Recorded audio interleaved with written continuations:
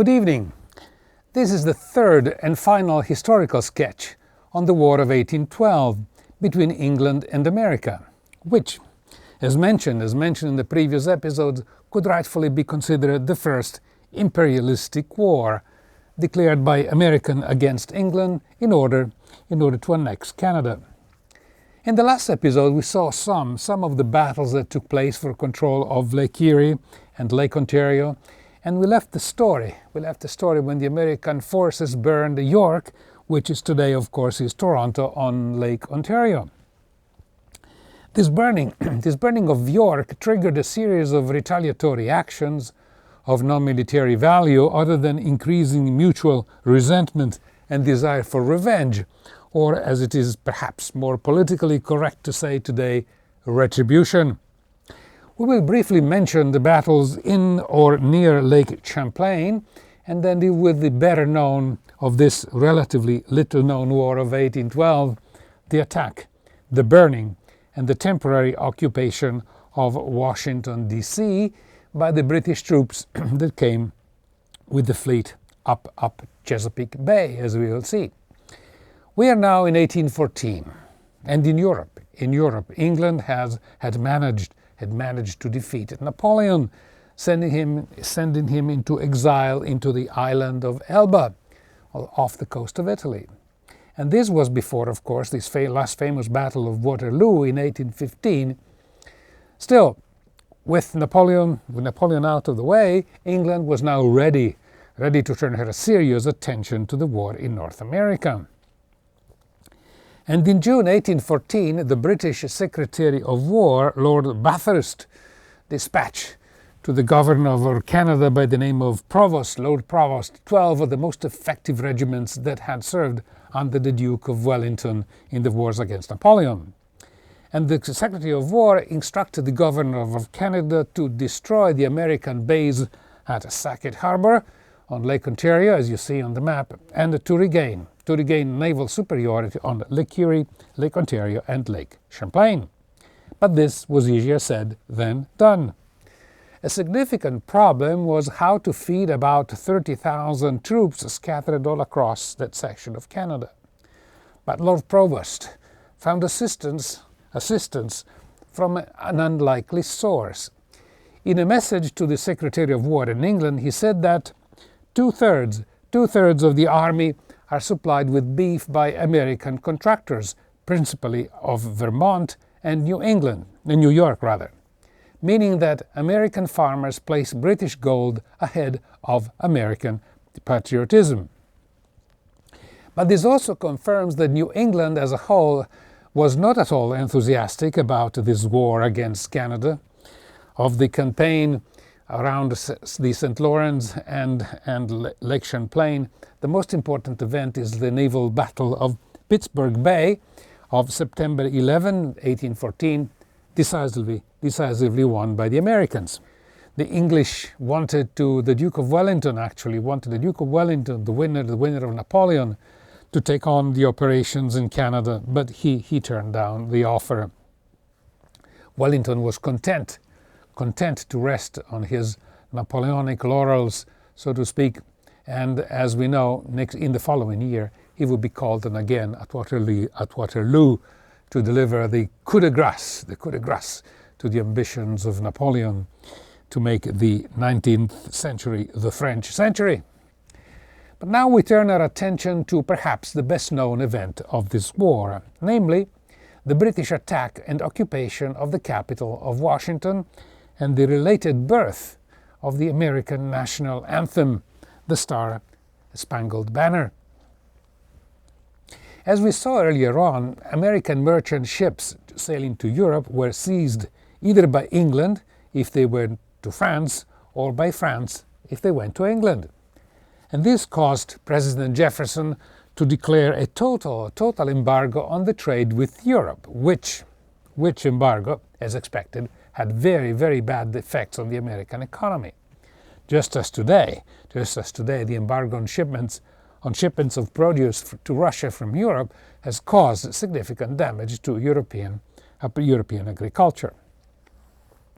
In 1814, Madison, who succeeded Jefferson, lifted this embargo. However, the British responded quickly and began a blockade of the whole East Coast. Now, the chief architect of this blockade was Vice Admiral Alexander Cochrane, a classic Scotsman who had already fought in just about every sea and ocean in the world.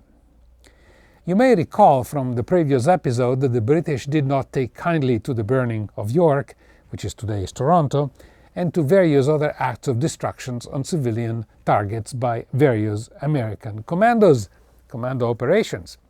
Today we would call them terrorist attacks, but each season in history spawns its own vocabulary or gives words different meanings. Admiral Cochrane ordered a hit-and-run or retaliatory raids along the American coast, and this caused property damage, but also had a demoralizing effect on the psyche of the enemy.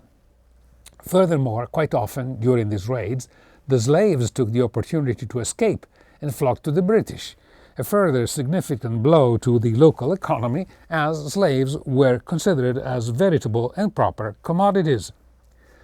The Governor of Canada had instructed Cochrane to assist in inflicting that measure of retaliation which shall deter the enemy from the repetition of similar outrages.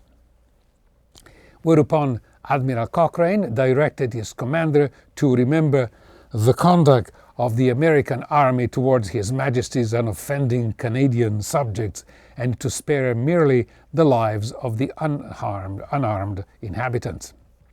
That is, the war was acquiring a vindictive tone. Now we direct our attention now towards the area of Chesapeake Bay, which the British had already attacked with impunity during the summer of 1813. And the man who had led these raids was Rear Admiral George Cockburn. And there is a similarity of names here, and there is a kind of irony in the last syllable of the Cockburn name, that is burn, in Quaker, as it will become clear when we will enter Washington. Cockburn too was a daring fellow, we can say, who participated in multiple naval battles against the Napoleonic Navy, both in Europe and in the Caribbean also. And from the point of view of the war, England was distinguishing between the northern states and the southern states, between New England and the rest of the country. And said the London Times, "The paramount duty is to render the English arms as formidable in the New World as they have become in the Old. Our plans of hostility ought not to be confined to Canada. On the contrary, we should contrive as much as is consistent with our own safety to spare the inhabitants of New York and New England, who have been reluctantly dragged into the war. The southern states, on the contrary, as they have most cordially embraced the mischievous politics of the President, ought to receive the richly merited award." Vice Admiral Cockburn was the man for the job, which now involved both the Navy and the Army. And the Army consisted of a veteran brigade of the legendary Duke of Wellington under the command of one of his most able officers, Major General Robert Ross. Just like he was also an Irishman, just like the Duke of Wellington. And I pause and open a brief parenthesis, so to speak, about the Duke of Wellington, who had a good sense of humor.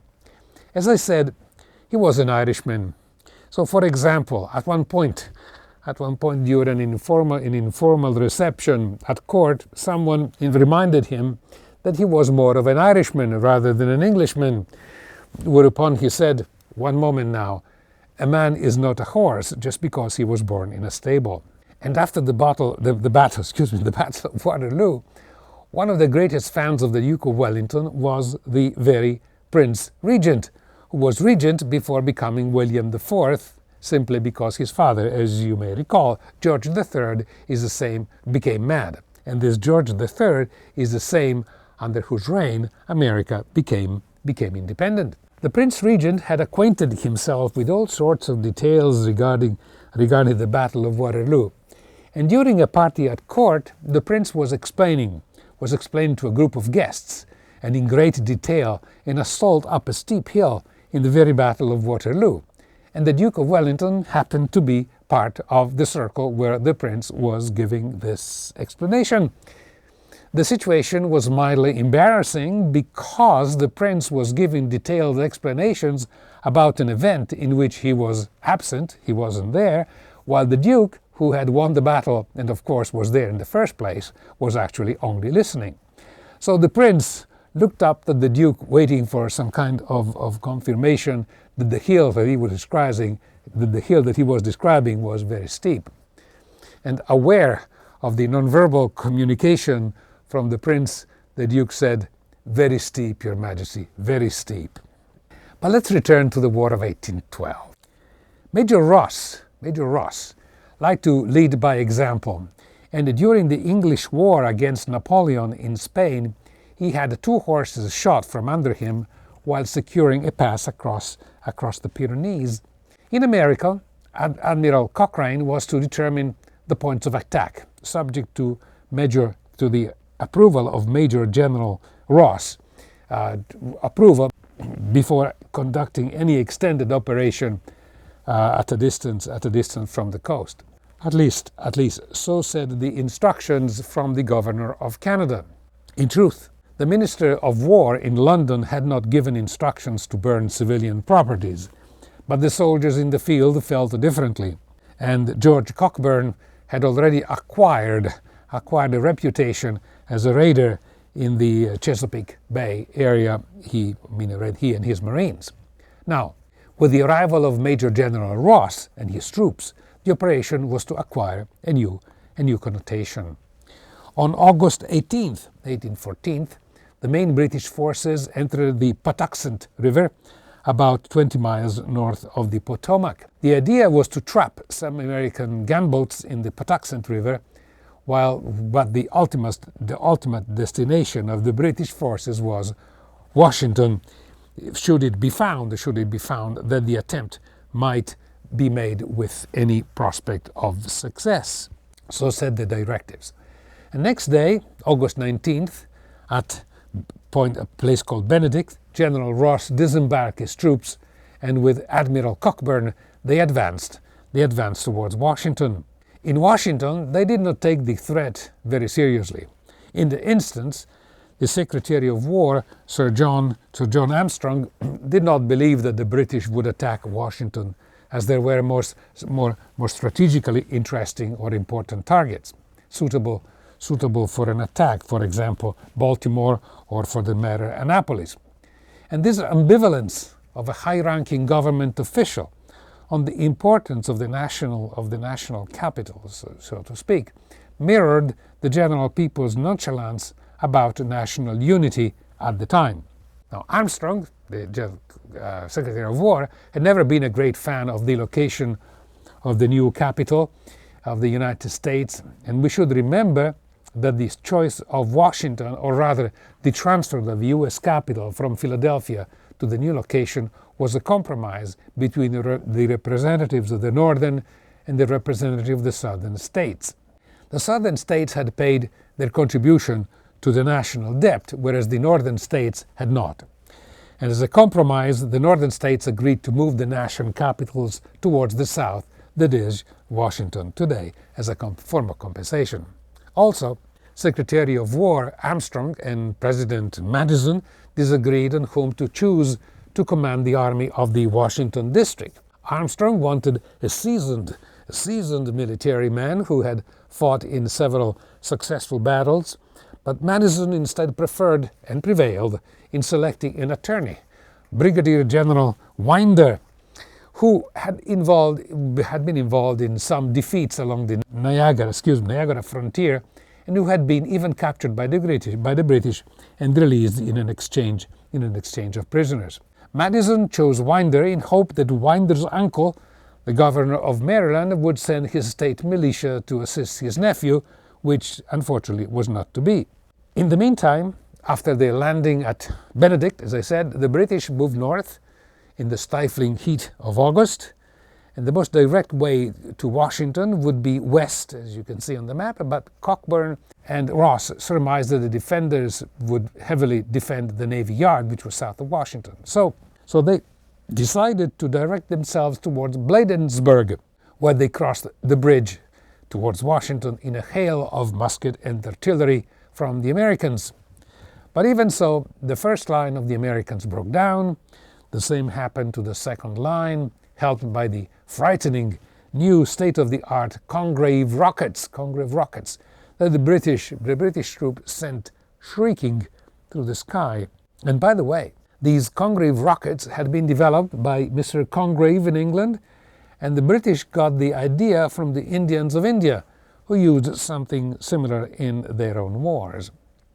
The British did not pursue immediately the retreating Americans, and Cockburn reported to London, why did they not chase them? The victors, he said, were too weary and too vanquished, too swift.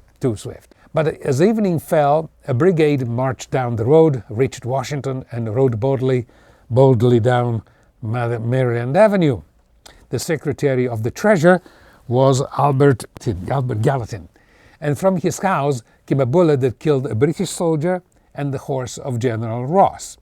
Now, Ross had that house burned, and it was one of the few private dwellings destroyed during this operation. Now, the British troops were close to the President's house, which is how the White House was. The President's house was called the President as opposed to the White House at the time. The wife of President Madison, had little time to place in a carriage whatever state papers she could put there, and was also able to save Gilbert Stuart's famous painting of George Washington that you see here, and to do so she had the frame destroyed. And in a letter to her sister she wrote, "The process of removing the frame was found too tedious for these urgent moments, so I ordered the frame to be broken and the canvas taken out." Next morning, British troops gutted the President's house and also put to the fire the State and the War Departments. The Superintendent of Patents appealed to the British to save the Patent Office, which they refrained to do, so they did. They saved it. Meanwhile, Admiral Cockburn was settling an old score. At the offices of the newspaper, the National Intelligencer, Cockburn watched in person as the presses and types of the newspaper were destroyed. And Cockburn said, "Be sure that all the C's among the types are destroyed, so that the rascals cannot any longer abuse my name." The successful assaults on Washington, as you can imagine, caused quite a stir, wrote the New York Evening Post. Certain it is that when General Ross' official account of the battle and the capture and destruction of our capital is published in England, it will hardly be credited by Englishmen. Even here it is still considered as a dream. Yet, notwithstanding this claim by the American newspaper, the reaction from England was actually mixed, and said the London statesman, "The Cossacks spared Paris, but we spared not the capital of America." However, as mentioned before, the Governor of Canada said that, as a just retribution, the proud capital of Washington has experienced a similar fate to that inflicted by an American force on the seat of government in Upper Canada. The next natural American position, or rather city, to attack was Baltimore, which had more strategic value than Washington. But General Ross was dubious. Admiral Cochrane convinced him however, to proceed. And key to Baltimore's defense was Fort McHenry, built in the 1790s as part of coastal defenses. It had a range of guns well positioned to respond to any attack coming from the water. Therefore, the British decided to attack from land. While General Ross was at the head of his troops, hastening their march, from one of the trees came a shot that killed him. And only 6 months before, Ross's wife Elizabeth had ridden over the mountains of the Pyrenees in Spain to nurse her husband after he had been severely wounded. When Ross left for America, he promised that it would be his last campaign, as indeed it turned out to be. Elizabeth Ross outlived her husband by more than 30 years, and the royal warrant had decreed that she and her descendants be henceforth known as Ross of Bladensburg, in honor of his famous victory at Washington. As for Baltimore, the British bombarded it for 3 days, thanks to their long guns, but the fort resisted. On its pennant flew a huge flag, commissioned to a widow in Baltimore who manufactured flags. It was enormous, and it helped the troops to determine from a long distance if the fort was still in American or in British hands. The flag had 15 stars, those of the original colonies, plus Vermont and Kentucky. It was the defense of Fort McHenry that caused the poet Francis Scott Key to write a poem later to be renamed The Star-Spangled Banner.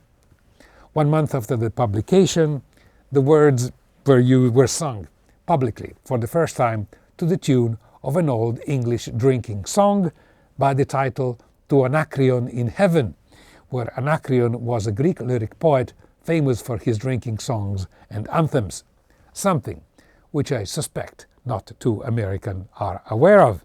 To Anacreon in heaven, where he sat in full glee, a few sons of harmony sent a petition that he their inspirer and patron would be. When this answer arrived from the jolly old Grecian, voice, fiddle, and flute no longer be mute. I'll lend you my name and inspire you to boot, and besides I'll instruct you like me to entwine the myrtle of Venus with Bacchus's vine. Back to the War of 1812, which continued after the burning of Washington.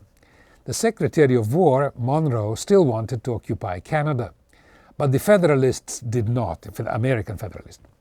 They had said from the beginning that the war had been declared for territorial gains and not to resolve disputes upon the high seas, as we saw at the beginning of the series. In the meantime, England had occupied part of Maine, and Nantucket Island had to declare neutrality. The blockade had killed the trade with Canada completely, and the Federalist United States Gazette wrote, "The war hawks are thriving and fattening upon the hard earnings of the industrious and peaceable part of the community." Like then, like now, we may say. Although the defense budget is nominally $1 trillion, as you know, there is practically no accounting in these matters, in defense matters, because of national security, of course, not to speak of the billions that flow onto subcontractors, mercenaries, and so forth. In the middle of this debate, there was a convention held in Hartford, with the real possibility that New England would secede from the Union. Naturally, the war hawks accused the New Englanders to be really crypto-monarchists, much as today anyone with a social conscience can easily be accused of being a socialist or worse, a communist. Nominally, the issues remaining to end the war were two: the business of hijacking the ships that did business with France, and the impressment of British sailors employed on foreign ships. The English were ready to stop the confiscation of the merchant ships, and Napoleon was very close to his final defeat anyway. The impressment was more sticky, as it was an established custom to get the sailors to work on her ships, her sailors. Now the Emperor of Russia, Alexander I, offered to mediate. He wanted to befriend the United States as a check to the power of England after the fall of Napoleon. And it was the beginning of an important friendship that eventually led to Russia's sale of Alaska to America in 1867. The negotiations for peace between England and the United States took place in Ghent, the city of Ghent in Belgium. The delegation from the US was massive, with the representatives of the war hawks, of the doves, and everybody in between. The British demanded that the United States renounce once and for all to conquering and annexing Canada. And with straight faces, then as now, we may say, the Americans stated that the conquest of Canada had never been their intent, at which point the British showed the proclamation in Detroit by the commander of the American Army, which we showed in the first episode. But the American replied that the declaration of General Hall about bringing freedom to Canada had not been sanctioned by the government. While the negotiations were ongoing, came the news of the burning of Washington. Now the British wanted to continue the operation and to capture New Orleans that had been sold by Napoleon to America after he threw off the Spaniards who were still ruling that section of America. The English also wanted to establish an Indian state to the west of Ohio, but the Americans wanted none of it. Eventually, the Duke of Wellington intervened and convinced that the best course of action would be to return to the status before the war.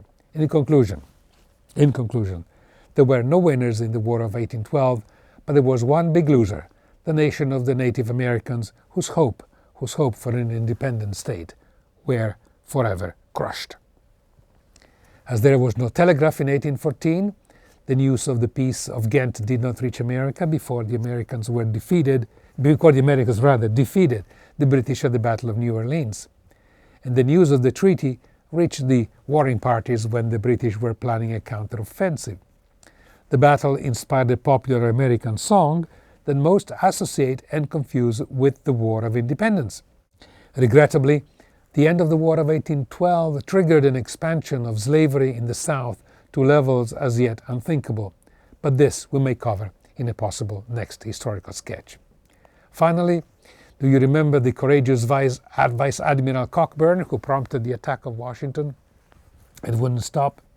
He was made an admiral and commanded the fleet that accompanied Napoleon in his exile in the island of St. Helena in 1815, which only shows how history is always full of unexpected developments. Or, as Shakespeare would say, what can be avoided that has been purposed by the mighty gods? Or, maybe here is a line suitable to the War of 1812. But orderly to end where I begun, our wills and fates do so contrary run, that our devices still are overthrown. Our thoughts are ours, their ends none of our own. Thank you for watching, see you next time.